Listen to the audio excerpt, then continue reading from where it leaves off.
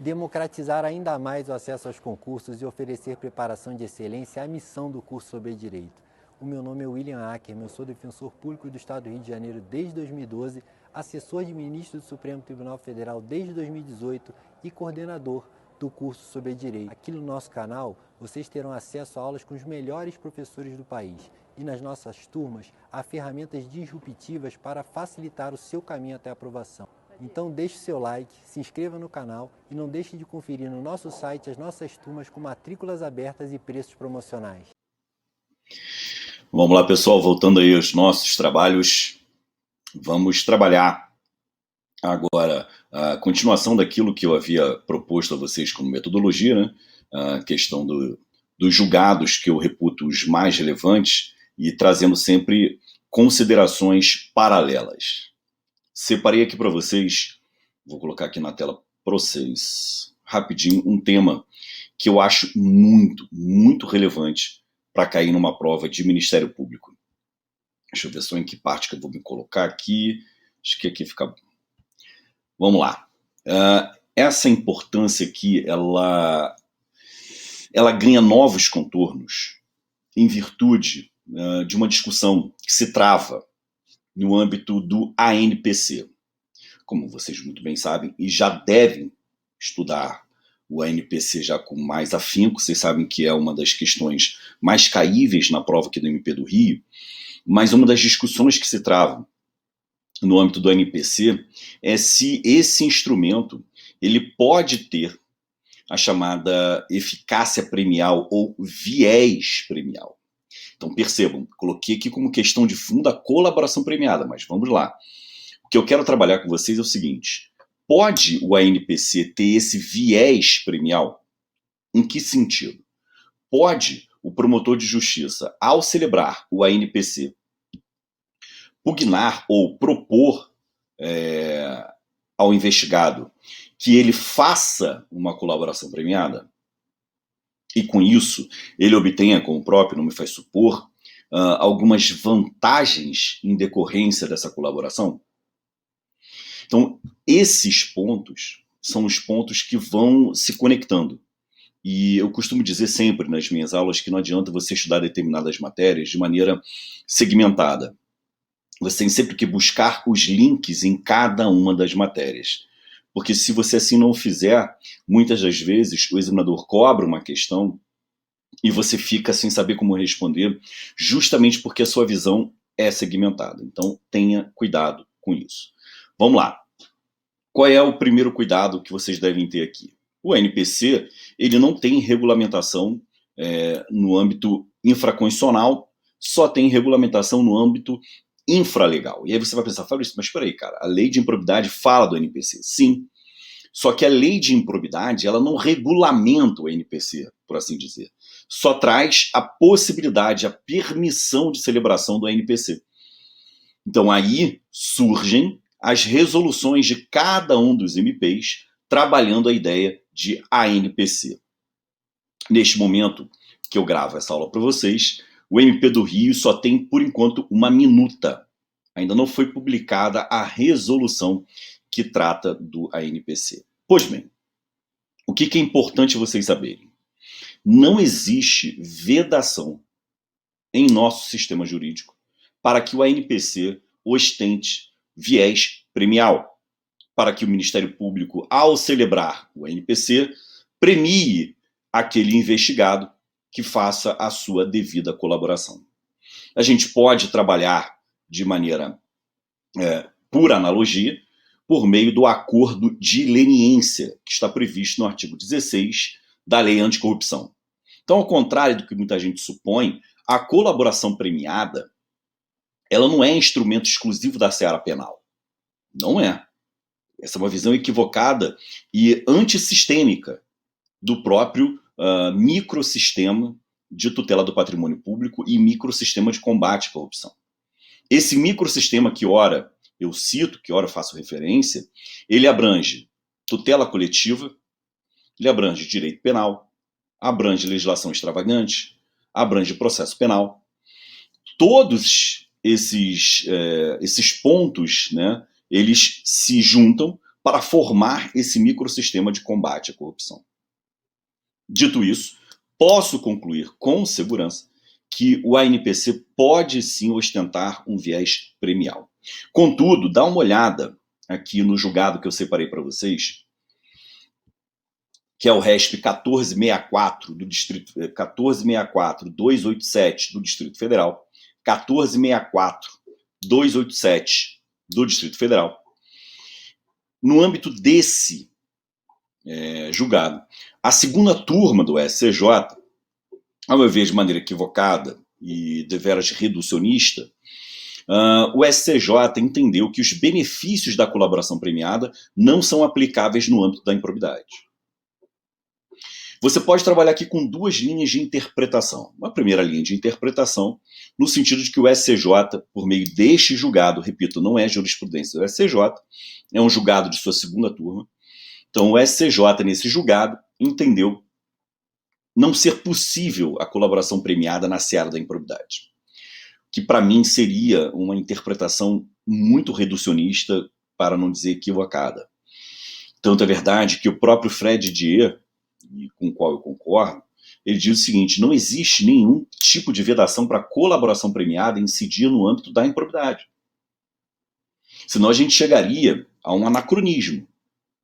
Muitas das vezes, o mesmo fato que enseja a tipificação penal também é ato de improbidade. Então eu posso ter um único fato abrindo duas linhas de sancionamento. Primeira linha, improbidade administrativa. Segunda linha, o direito penal. Então, lá na esfera penal, o camarada poderia fazer a colaboração premiada, apresentar todo o esquema de corrupção, mas no âmbito da improbidade administrativa ele não poderia. Seria um anacronismo, que a gente não pode concordar. Uma segunda linha de interpretação com a qual eu concordo é a colaboração premiada celebrada lá na seara penal não pode, de forma direta e imediata, surtir efeitos na seara da improbidade administrativa. Não pode, de forma direta e imediata, surtir efeitos na seara da improbidade. Aí eu concordo. Por exemplo, vamos imaginar um caso concreto que caia na prova de vocês da seguinte maneira. Promotor de investigação penal está investigando algum esquema de corrupção e está lá investigando peculato, prevaricação, concussão, corrupção passiva, corrupção ativa, enfim, todo um esquema de corrupção. E o investigado, no âmbito do direito penal, ele resolve celebrar com o Ministério Público um acordo de colaboração premiada. E assim o faz. Não pode o promotor de justiça da investigação penal, ele não pode prometer, se é que a gente pode usar esse verbo, ele não pode prometer benefícios lá na seara da improbidade, porque ele não tem atribuição para isso. Ele violaria não só a independência funcional do promotor da tutela coletiva, como também violaria o princípio do promotor natural. Então esse é um cuidado que a gente tem que ter. Essa é uma interpretação com a qual eu concordo. E por que eu selecionei esse ponto aqui? Vou me colocar aqui na tela em outro lugar só para vocês verem. Que eu quero que vocês acompanhem o que está aqui embaixo. Ó. O tema 1043, lá no Supremo, da repercussão geral. O Supremo selecionou esse tema, que é a colaboração premiada na esfera da improbidade. Ou seja, a possibilidade de ser celebrada a colaboração premiada na seara da improbidade administrativa. Por que eu acho importante você acompanhar esse julgado? Porque pode ser que o Supremo entenda de forma diversa do SCJ. E aí a gente vai entrar num ponto até polêmico, né? Se o Supremo Tribunal pode ficar vinculado a decisões do SCJ.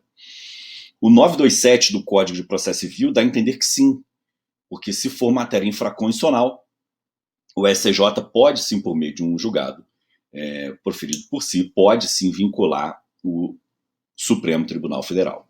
Tranquilo? O inverso todo mundo sabe que pode, mas essa é uma questão interessante também, até para cair em prova. Tranquilo, senhores? Diante disso, eu separei também mais um ponto que eu acho importante para vocês trabalharem aqui. Ó. Vou colocar aqui na tela para vocês agora. Que também versa sobre a NPC. Vejam só, momento processual para a celebração do ANPC.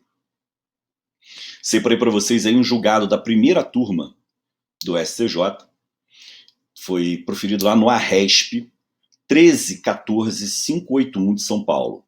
ARESP 13.14.581 de São Paulo.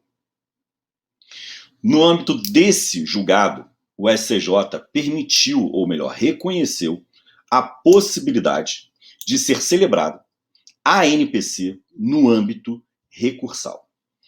Qual é o cuidado para esse julgado? Esse julgado é interessante. Foi proferida, era uma ação civil pública por ato de improbidade, por óbvio, né? Foi proferida uma sentença de procedência condenando o réu. Então, houve, no primeiro grau, o reconhecimento de que houve prática de ato de improbidade, houve a condenação desse réu. E esse réu apelou. E no bojo da sua apelação, ele pugnou pela possibilidade, ou melhor, pela oportunidade de ser celebrado o ANPC. Então vamos bater aqui os pontos correlatos ao que eu quero que vocês tenham em mente. Pontos correlatos ao que eu quero que vocês tenham em mente. Primeiro ponto correlato. Olha só o detalhe importante. Existe um direito subjetivo à celebração do ANPC? Ou seja, o investigado, ele ostenta direito subjetivo à celebração de um ANPC? Sim, não ou talvez. Ele tem esse direito subjetivo? O SCJ já foi instado a se manifestar sobre o tema, mas o tema subjacente era o TAC. A questão era interessante.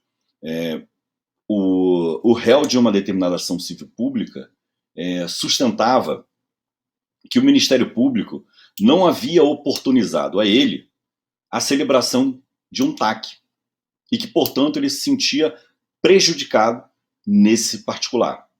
Chegou até o SCJ a discussão justamente para que o SCJ corrigisse essa questão. O SCJ, à época, disse o seguinte: não há o direito subjetivo à celebração do TAC. Da mesma forma, não há um direito subjetivo à apresentação de proposta de TAC. Fabrício, mas isso aí foi para o TAC. O que isso tem a ver com a ANPC? Cara, tudo a ver. Porque a premissa de ambos os institutos, tanto o TAC quanto a ANPC, é a mesma. É um instrumento, ambos podem ser considerados como instrumentos de redução da litigiosidade. Instrumentos de redução da litigiosidade. Ou seja, são instrumentos que vão reduzir a necessidade do exercício judicial de uma pretensão. Eles reduzem a necessidade do exercício judicial de uma pretensão. Ficou claro que é a ideia? Então, a ideia subjacente nos dois institutos é a mesma. Tanto é verdade que em ambos há um pacto de non petendo. Pois bem, diante disso, eu posso sustentar em prova que não há direito subjetivo também à celebração do ANPC. Fechou? Segundo ponto importante. Percebam, o SCJ, por meio da sua primeira turma, permitiu o ANPC em seara recursal mesmo após a celebração de sentença de mérito. E aí, questão para o MP é: quem tem atribuição para celebrar esse ANPC? É o promotor de justiça signatário da inicial ou é o procurador de justiça que atua no âmbito recursal? E aí? Eu sustento o seguinte: como já foi interposto o recurso, como já tem um recurso, para mim, a atribuição é do procurador de justiça. Do procurador de justiça com atribuição para aquele feito. Lembrando que no âmbito recursal, no âmbito do tribunal, o procurador de justiça ele atua como custos iuris. Tranquilo? Então, para mim, seria sim o procurador de justiça. Teve uma discussão interessante aqui no âmbito do MP do Rio, por isso que eu trouxe à baila esse julgado, e alguns colegas entenderam que, na verdade, deveria ser do promotor de justiça. essa atribuição. Para mim, deveria ser do Procurador de Justiça, mormente diante do artigo 932 do Código de Processo Civil, que indica de forma expressa que a legitimidade para homologar um instrumento de transação no âmbito de qualquer tipo de transação no âmbito recursal é a do relator. Então, traçando um paralelo, deveria ser do Procurador de Justiça. Terceiro ponto importante. Abram, por favor, no artigo 17, parágrafo 10A da Lei de Improbidade Administrativa. Artigo 17, parágrafo 10A da Lei de Improbidade Administrativa. Esse artigo traz a possibilidade de obtenção de uma solução consensual. Obtenção de uma solução consensual no âmbito da improbidade administrativa. Então, você pode trabalhar com ideias simples de audiência de conciliação e mediação. Então, vale a pena aí fazer as seguintes referências. Artigo 36, parágrafo 4º da Lei de Mediação. Artigo 36, parágrafo 4º da Lei de Mediação. Artigo 174 do Código de Processo Civil. Artigo 174 do Código de Processo Civil. Beleza? Pois bem. Qual é a importância de você ter essa ideia? Só para você lembrar que no âmbito da Fazenda Pública, do Poder Público, também pode haver audiência de conciliação e mediação. Tranquilo? E essa audiência de conciliação e mediação pode ter por objeto principal justamente a celebração de um NPC. Por isso que é interessante você trabalhar esse ponto. Fechado até aqui? Pois bem. Detalhe relevantíssimo. Esse 17, parágrafo 10A da Lei de Improbidade indica uma limitação temporal. Repara, na verdade, um momento processual para a obtenção dessa solução consensual. Parece ser o quê? O momento do oferecimento da resposta do réu. Qual é o cuidado? De acordo com o artigo 139 do Código de Processo Civil, a solução consensual, que é uma diretriz do próprio Código, está lá no artigo 3º, parágrafo 2º, a obtenção de uma solução consensual ela pode ocorrer em qualquer momento processual. Então, essa limitação do 17, parágrafo 10, ela perde um pouco do sentido. E ganha, essa limitação territorial ganha um reforço contrário, que é o próprio julgado do STJ, que disse que, inclusive, na esfera recursal pode ser celebrado o ANPC. Tudo bem? Então, beleza. Outro ponto, que é um ponto que muita gente trabalha e pode cair em prova, é o seguinte, vou colocar aqui na tela para vocês, que é a questão recursal no âmbito da improbidade administrativa. E acabou que eu não coloquei a referência do julgado, mas acreditem que é um julgado do STJ.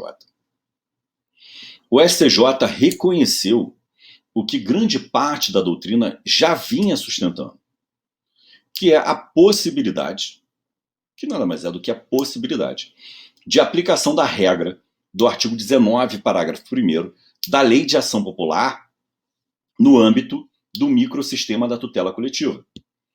Com base nessa linha de raciocínio, olha que interessante.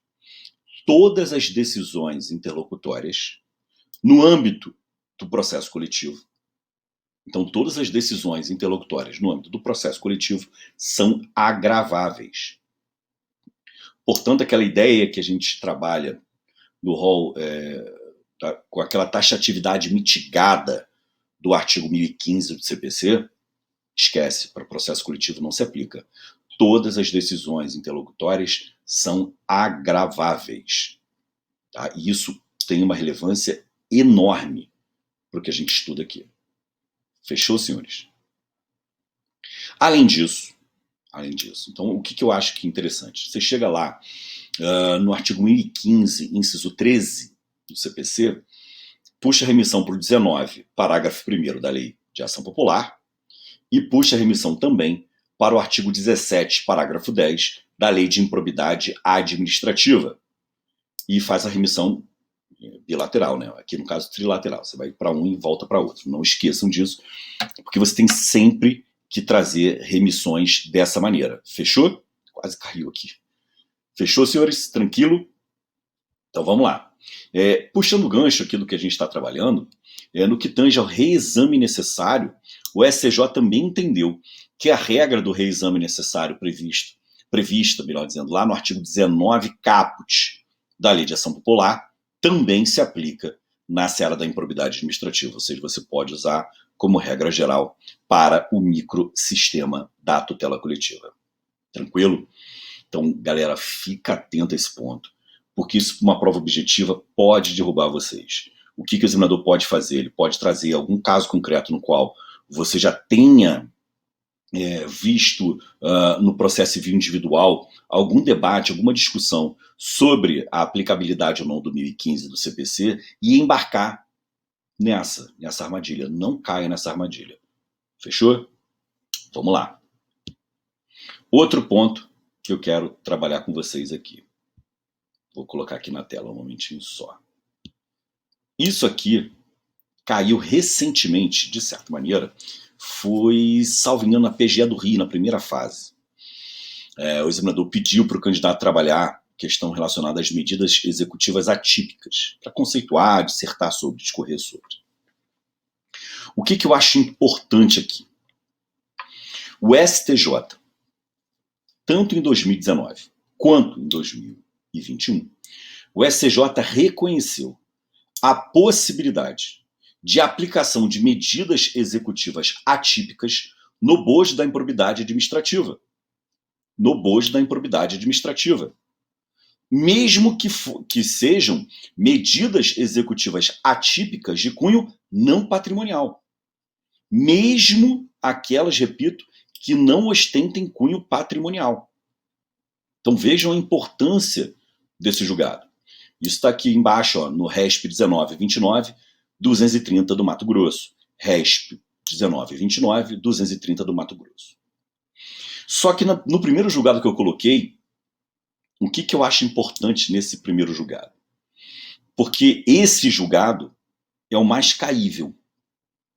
Porque ele traz os standards de aplicação do precedente. Na verdade, a aplicação do julgado. Que é o RESP 17, 88, 950 do Mato Grosso. RESP 17, 88, 950 do Mato Grosso. O que o STJ entende como standards para a aplicação desse julgado? Primeiro, indícios de que o devedor possua patrimônio expropriável. Ou seja, você não está encontrando bens penhoráveis e tudo, mas, cara, há indícios de que ele tem, sim, patrimônio expropriável. Segundo standard, essas medidas atípicas elas têm que ser usadas de maneira subsidiária. Terceiro, que para mim é óbvio, né, que é nada mais do que a aplicação direta do 489, parágrafo 1º, que é a necessidade de fundamentação adequada e específica, né? Fundamentação adequada e específica. Quarto, standard, observância do contraditório substancial. Ou seja, o camarada tem que participar desse contraditório. E quinto, tem que ser uma medida proporcional. Fechado? E aí, diante dessas medidas atípicas, surgiu uma questão muito, muito recente e que interessa diretamente aos membros do Ministério Público, por isso que eu separei aqui para vocês. E é um tema que pouca gente estuda, né? Até em processo civil, pouca gente estuda, que é justamente o auxílio direto. E eu separei aqui para vocês porque é um julgado que poderia passar batido por vocês e vocês não fazerem a conexão com o que eu quero que vocês façam. Então coloquei aqui, está aí na tela. É o ARESP 701-833 de São Paulo. ARESP 701-833 de São Paulo. Tranquilo? Bom, deixa eu explicar para vocês o caso concreto e depois a gente volta aqui para os standards. O caso concreto foi o seguinte. Em um determinado país estrangeiro, a autoridade investigativa ela determinou a quebra do sigilo bancário e fiscal de um determinado investigado. E essa autoridade investigativa, ela o fez diretamente, sem a intervenção do Poder Judiciário.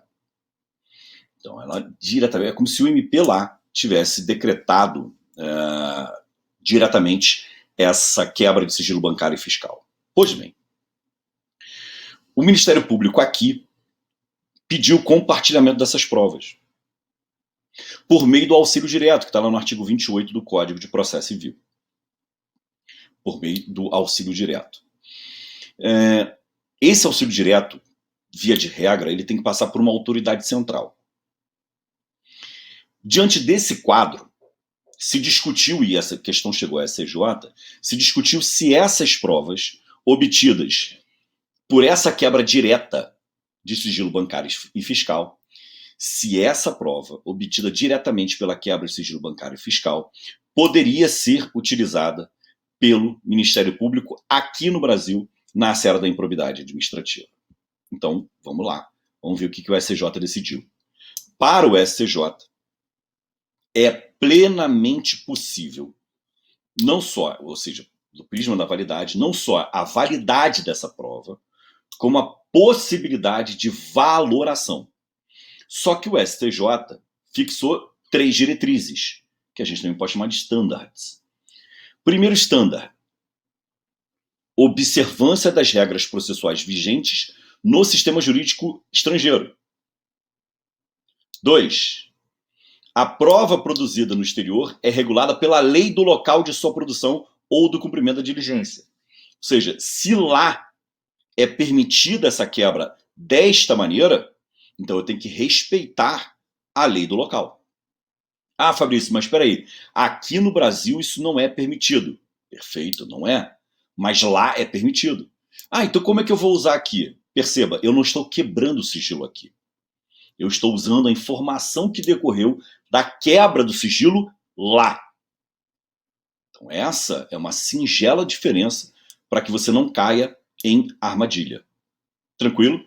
E o terceiro standard, que para mim é o óbvio ululante, como dizia Nelson Rodrigues, observância das garantias processuais do investigado. É claro que eu só vou poder usar essa prova se eu observar as garantias processuais do investigado. Mormente devido ao processo legal, contraditório e ampla defesa. Tranquilo, senhores? Beleza? O último ponto que eu separei para vocês é um ponto que versa sobre inversão do ônus da prova. E eu fiz porque é uma questão que, às vezes, na prática, nós somos instados a nos manifestarmos enquanto membros do MP. Vou colocar aqui na tela para vocês. Vamos lá. É o RESP 1286, RESP 1286-273 de São Paulo. RESP 1286-273 de São Paulo. Tranquilo? Bom, essa primeira página aqui, eu coloquei só a ideia principal da inversão do ônus da prova, que é aquela regra, que não é uma regra de julgamento, mas sim uma regra de procedimento. Ou seja, a inversão tem que ocorrer antes da etapa instrutória e tem que dar oportunidade para que a parte possa se desincumbir do seu ônus subjetivo. Mas o que nos interessa aqui para uma prova do MP? Olha, seguinte. Qual foi a questão? O autor da ação era o Ministério Público. Então aí, o que se discutiu no âmbito desse julgado? Alguns ministros que saíram vencedores entenderam que o fato do Ministério Público ser o autor da ação coletiva não deveria ser permitida a inversão do ônus da prova. Só que aí a gente tem que ter alguns cuidados. Por quê? Eles entenderam que o MP não é uma entidade hipossuficiente, e não é realmente, não é uma entidade hipossuficiente, não é uma entidade vulnerável. Ou seja, tem um aparato que poderia produzir a prova, só que reparem o que eu coloquei em vermelho. Reparem, não autoriza a desmedida inversão do ônus da prova. Não é que não permita a inversão do ônus da prova quando o autor da ação for o Ministério Público. Não permite uma irrazoável inversão do ônus da prova. Ou seja, algo que não tenha nenhum fundamento fático e jurídico naquele caso concreto. Tranquilo? Então não caiam na esparrela de entender ou de colocar na prova que o Ministério Público não pode requerer inversão do ônus da prova, porque vocês estariam errados tecnicamente. Fechado, senhores? Tranquilos até aqui? Bom, espero conseguir contribuir aí para os estudos de vocês, principalmente nessa reta final. Estou à disposição de vocês para o que vocês precisarem, desde que não seja dinheiro. Bons estudos a todos, foco, muita disciplina e, cara, muita abnegação. Tudo de bom para vocês. Espero vocês no MP do Rio para serem meus colegas em breve.